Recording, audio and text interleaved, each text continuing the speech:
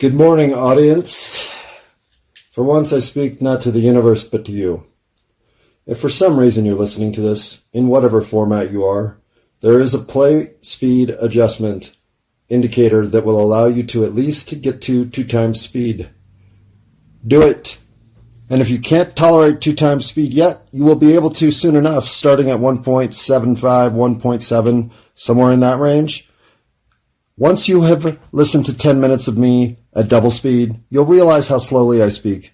And you'll just think, well, what was I wasting all that time before with,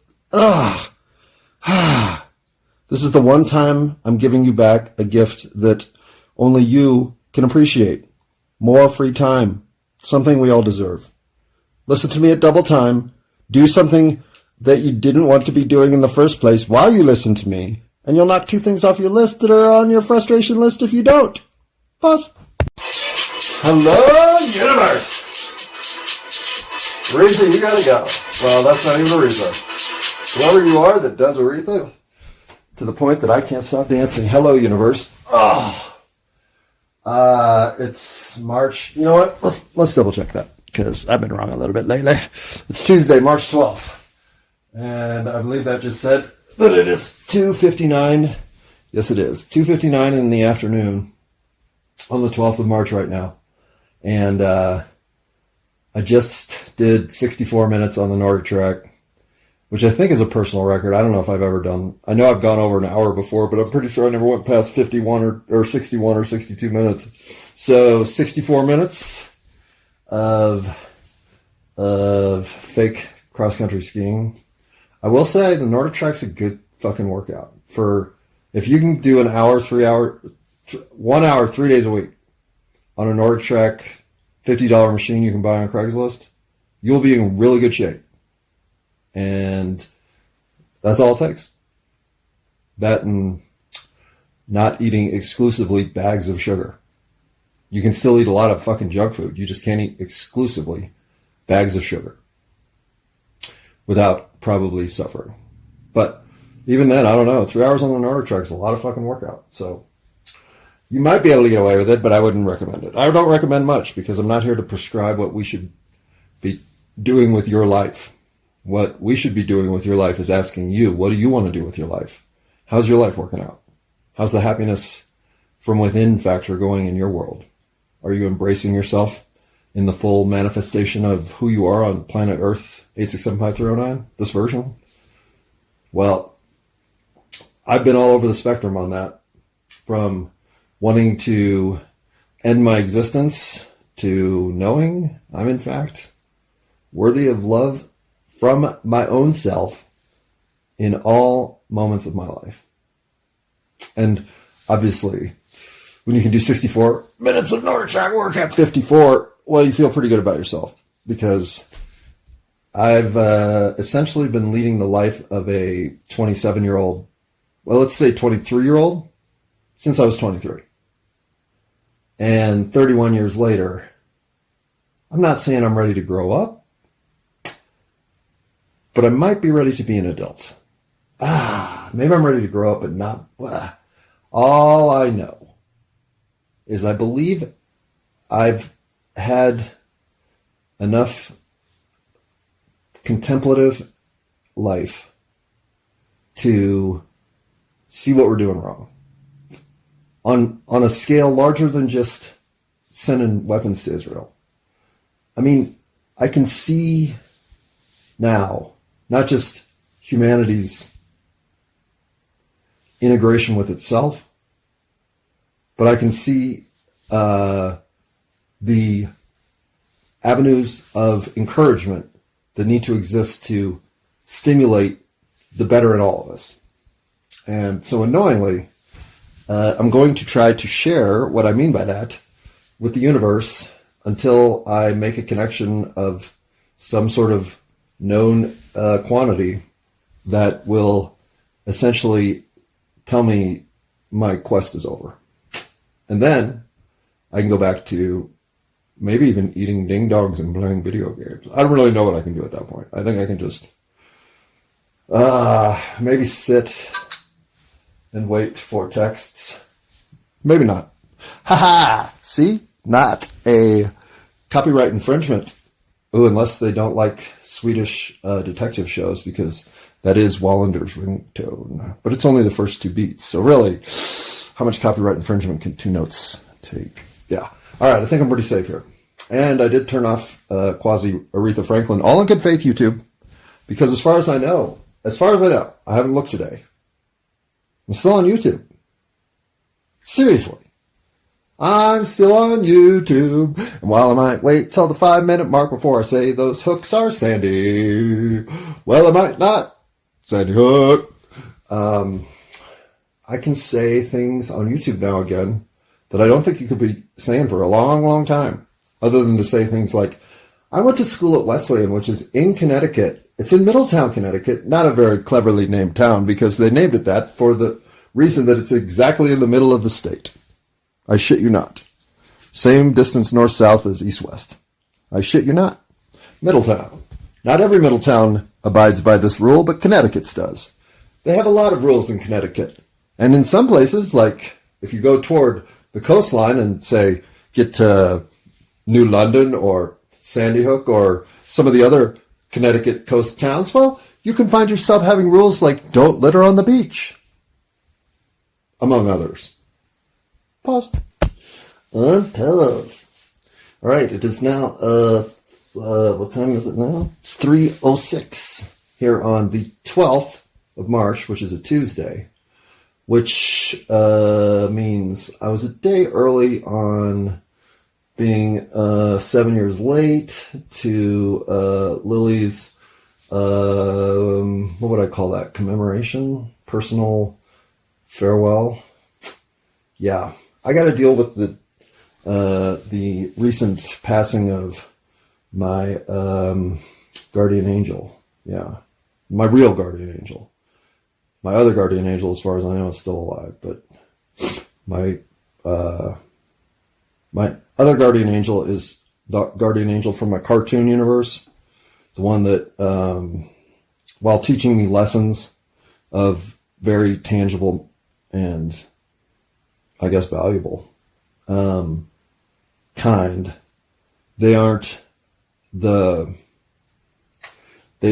the sort of soul realignment / adjustment bureau nonsense that I was put through by my actual guardian angel. And I believe my actual guardian angel didn't have a choice, had to come here and fucking get me on track. Like, was forced to actually engage. I believe my cartoon guardian angel has been some peripheral nonsense karma payback that in cartoon universe makes a lot of sense. But on this plane of reality, no, doesn't make any sense at all. But I can neither here nor there have any say about what goes on in my cartoon universe. There's nothing about it that I can do except laugh at the fact that I'm generally the butt of most of the jokes. So I'm okay with that. Like, for so many years of this life, I was always mortified to explain to people the depth at which I have, at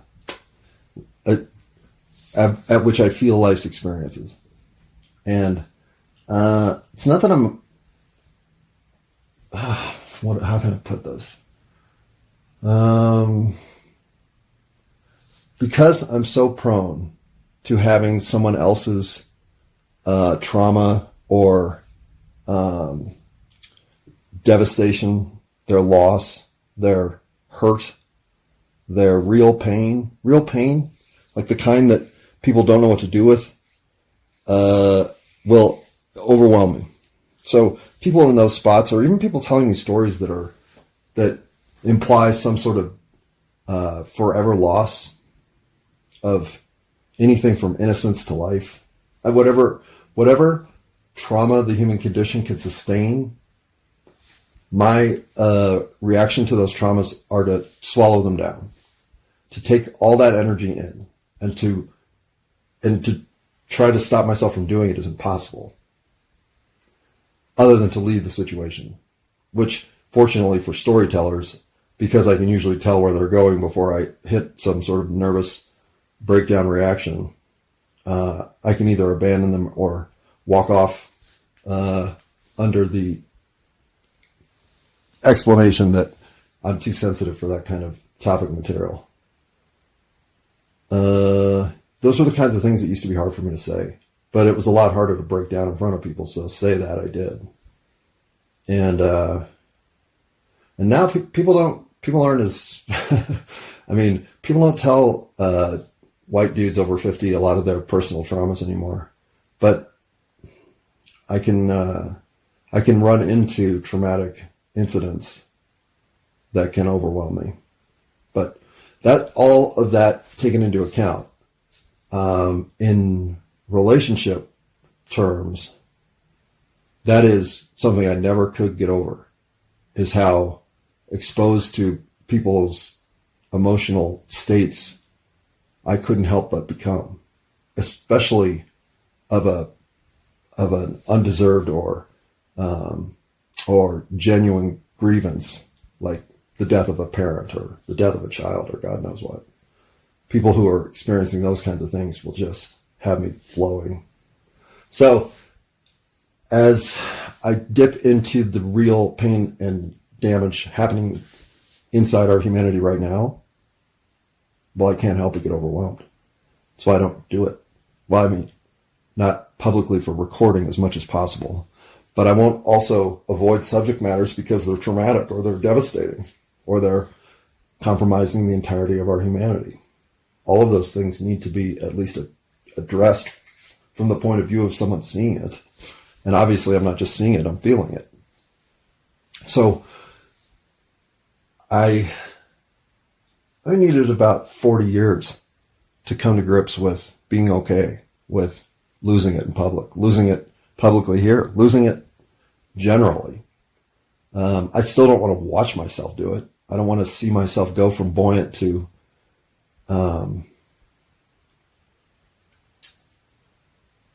uncontrollably swarmed with the feelings of hurt and pain.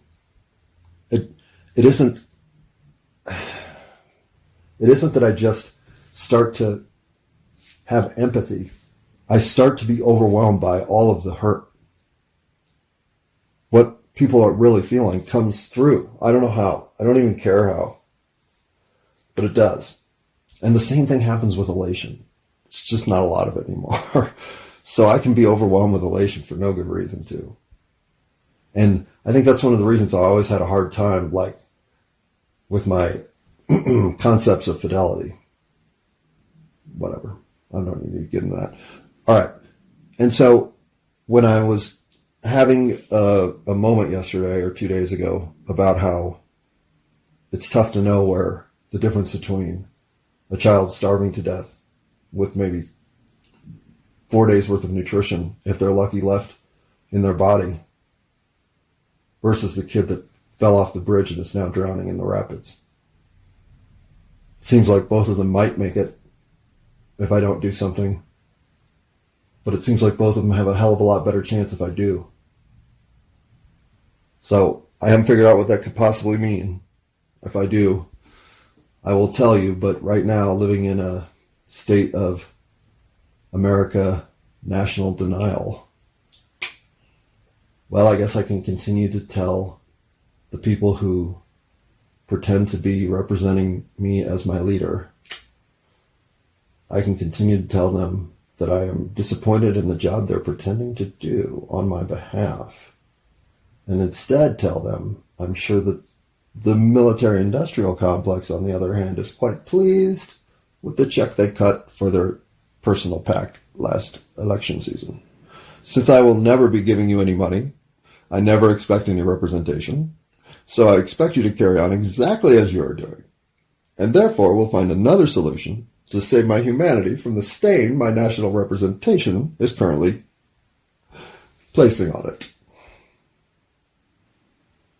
Placing is too generous a word. You're splattering me with your own misbehavior.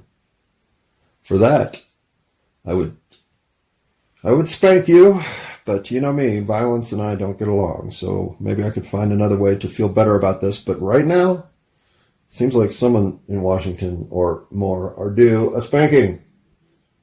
Probably with, okay, no, we won't use a wooden paddle. Although, we'll think about it. Okay, so how then can you help a system that is inherently prone to favoritism and thus corruption and thus full-blown, what do we have right now? Just an exchange of power for corporate wealth and prestige. They call this, I think, fascism. I'm not sure. I'm not sure that I know what fascism means, because I think it has to include Italians, or at least there has to be some mafia structure we have.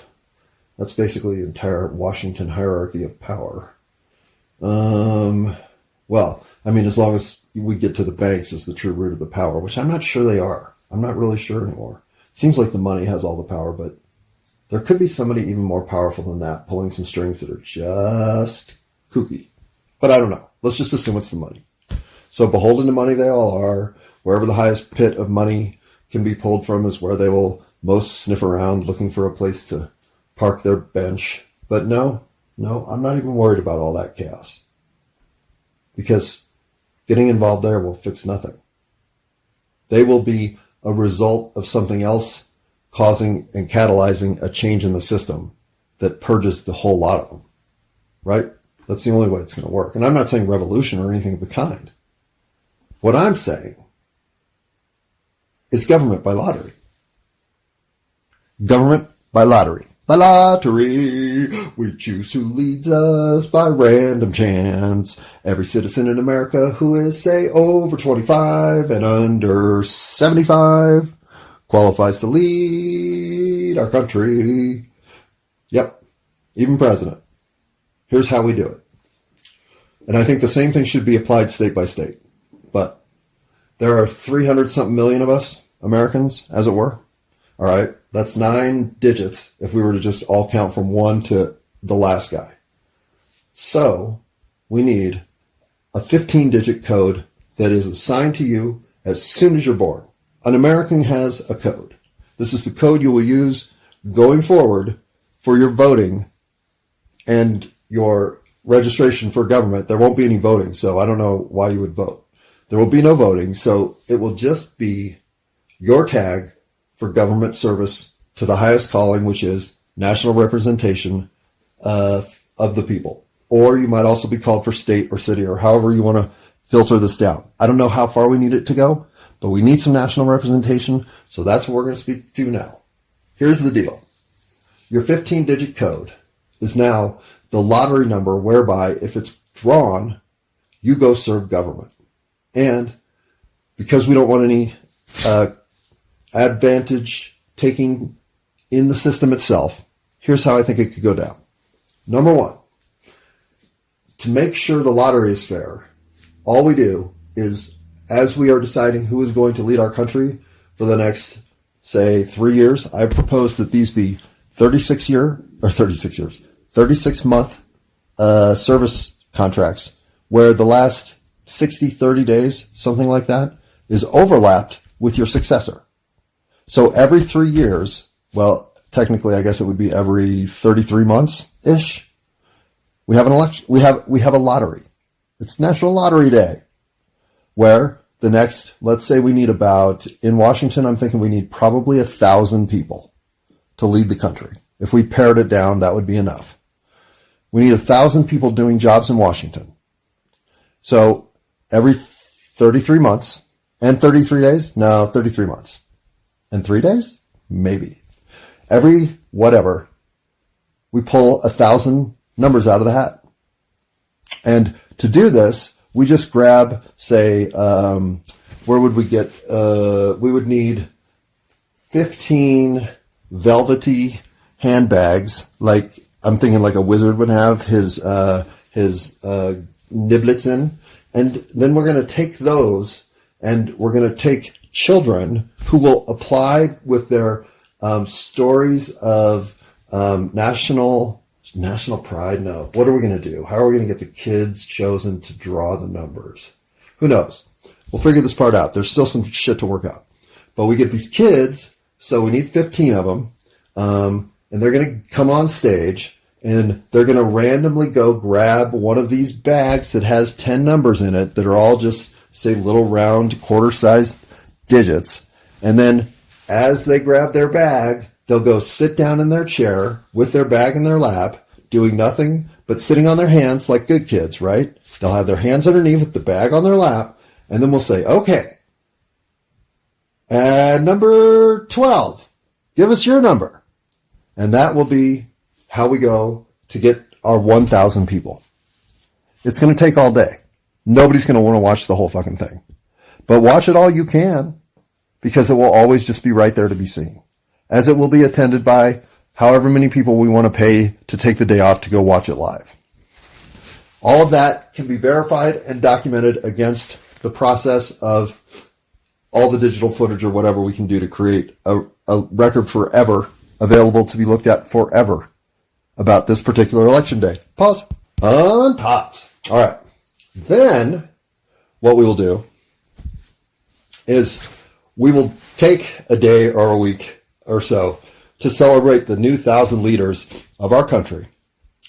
And we will then do lottery picks numbers 1 through 1,000 to see who got what job. And yes, I'm serious. We will start with the lowest job on the list, because that's how we are in America. We like to build to the climax. We'll start with, so what would that be? Like, we'd probably need people to be in our embassies nation or worldwide. So maybe the first 200 jobs are all just our diplomats across the world. Which, fuck, man, yeah, diplomatic, goddamn Ecuador. I love it. What a fucking 3 months or 3 years on my have. Okay, those people, right? Or maybe they don't even make the cut. Maybe that's a job that, I don't know. Maybe that's a job that no longer needs to be done. I don't know. But let's assume that those need to happen. So there's 200 of the 1,000 gone. Now we need, what do we need next? Next we will need, do we need the cabinet? Do we? Okay, let's say the cabinet might be valuable. So we'll keep them. That's like 10 jobs. Okay, I'm thinking, I don't know if we need, okay, do we need the IRS? Or can we just, okay, let's say we need about 10 people to do the IRS. We need another 10 to do, what? Is there a labor department or something? Okay, let's just say there's like 100 people that get involved in bureaucratic jobs to make sure that the administrative side of how the money is being dispersed and that kind of shit is going on. So we'll say 10 by 10, that's 100 people. All right. I don't think we need any of the security agencies, but we probably need some level of security. So let's throw another 30 people into that whole thing. And then I think the 70 that are left can go to Parks and Rec, right? And probably they need another couple hundred. So now we're at, I'm thinking we're around 4 or 5. So each state should have 2 or 3 people representing them. So let's throw 150 more in there.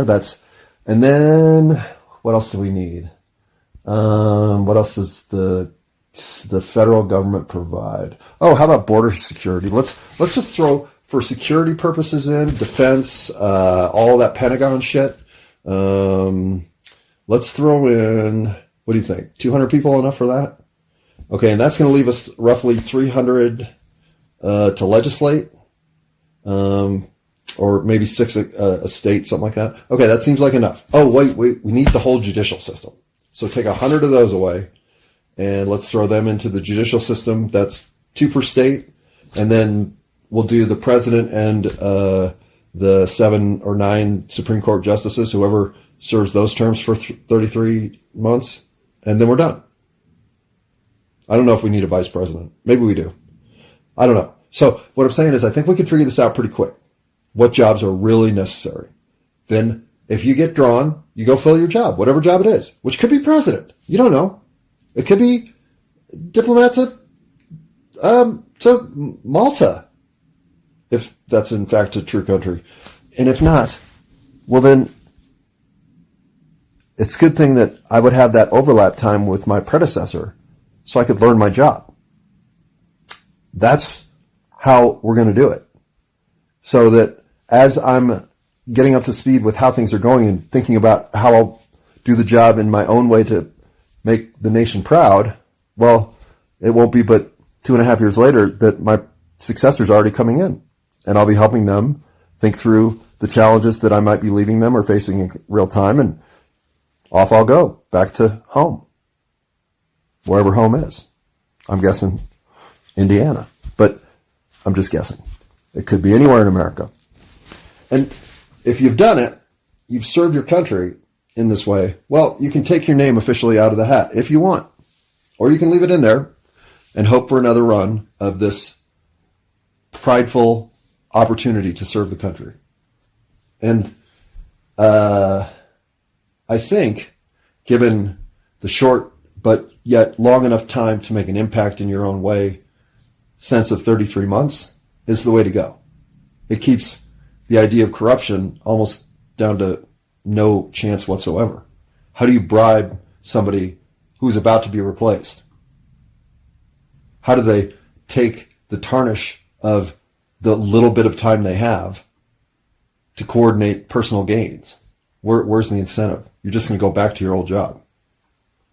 Or whatever your life was. Now, if you do get plucked from, the 330 million of us, there will be 1,000 or so every year or every 3 years, shortly, who are called to duty. And they deserve complete just compensation for this disruption in their lives. In fact, not only should they return to the position that they currently held, but because of the disruption this causes whatever situation they were in, well, they should be replaced, if at all possible, with somebody paid for by our tax dollars. I mean, this should be the kind of thing where we are so grateful that you are willing to go do what needs to be done by leading our country for 3 years, that we will find an awesome replacement for you, make sure that that awesome replacement is taken care of appropriately, and have your job waiting for you when you come back in whatever bonus and raises capacity you would have earned while you were gone.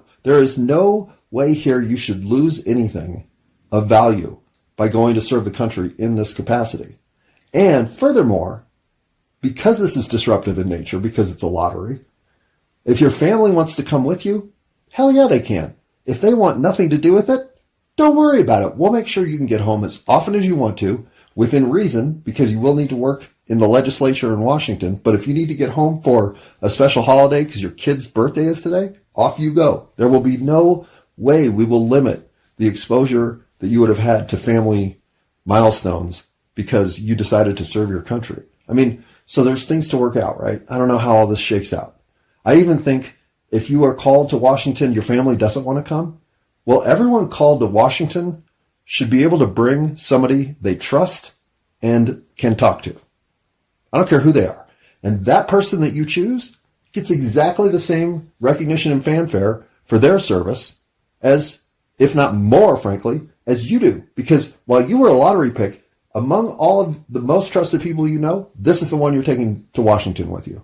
Because we all got to have somebody there to help us think through shit, especially initially when maybe we don't know who's telling us what. At least we know we trust this dude. So these are the ways that I think if we were being creative about the fact that we live in a system where maybe we just accept that flaws are the way flaws are. How are we going to get past the flaws when somebody got to legislate the legislatures and watch the hens with the hens house? I mean, it all just turns into one big mirror looking forever back in the goddamn barbershop, don't it? Well, yeah, so far it does. So far it does. If you make something look stupidly broken, it's amazing how quickly people will think, well, that's just fucking stupidly broken. Pause. Unpause. I just can't help but feel how many people right now feel sidelined, want to do something good, want to do something potentially even revolutionary good, but don't know what the fuck to do. Well, we could just try this government by lottery thing for a couple of decades. I mean, how much worse could shit get, right? Pause. And another thing, I can I can hear the complaint of the masses that boy, you know, I saw the 1,000 people that got pulled out this time, and do you know? I mean, did you see them? There's not one in there that's fucking Supreme Court justice worthy. What the? Not one of them. Okay. Everyone here is capable of rising to the occasion, especially when it's for the benefit of all of us. It's amazing how many people can actually be a Supreme Court justice. Almost all of us. Now, the fact that that's not the situation we live in, but like I said, it's our choice. Pause. Pause. I don't give a shit about your sense of self. All right, Mr. Complaining guy that I couldn't even understand your last word. What I think you said was you just cannot tolerate the concept of Flavor Flav as a Supreme Court justice. To which I say, well, I hope, of all the people now I want to see win the lottery and get onto the Supreme Court, yeah, Flavor Flav. Nobody here is incapable of determining right from wrong. In fact, one of the things humans are quite capable of is determining right from wrong. Having confidence in all of your abilities, even if you wear a giant clock into the goddamn courtroom, I will not be disappointed as long as you can explain your concept of decision-making that led you to whatever it is that you are standing by as a justice at the highest court in the land. As long as you can do that, better than what we got now. Pause. Pause. Okay, and before CIA, you just write up some fact sheet saying I'm sowing dissent, sowing the seeds of dissent, sowing the seeds of love is such a terrible song from Tears for Fears that I could never do it. But I'm not sowing the seeds of discontent either. Because if our whole purpose of life manifested as this is to see the best possible manifestation for everyone that's out there to be had, well, don't you want to be doing something other than covering the dark underbelly and the exchange of secrets and lies that come with it in whatever barely keeping it all together shit storm of a real existence that necessitates?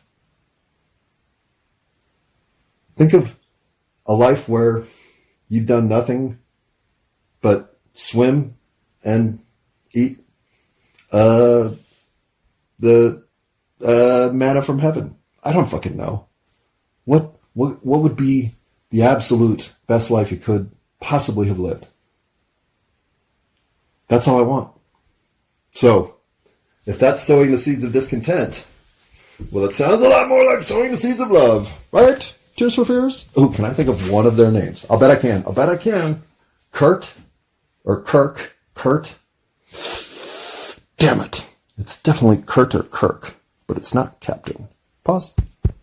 And anybody who just thought to kneel, I'm going to say something. First, you're old. Second,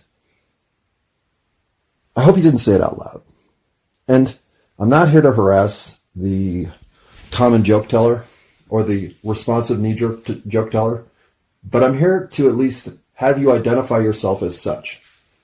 If you are someone who says those kinds of jokes out loud, the next 2 or 3 times that you have that thought in your head, I want you to just shut your fucking mouth and just shut the fuck up. Don't say it. Hear it in your head like everybody does, but don't say it.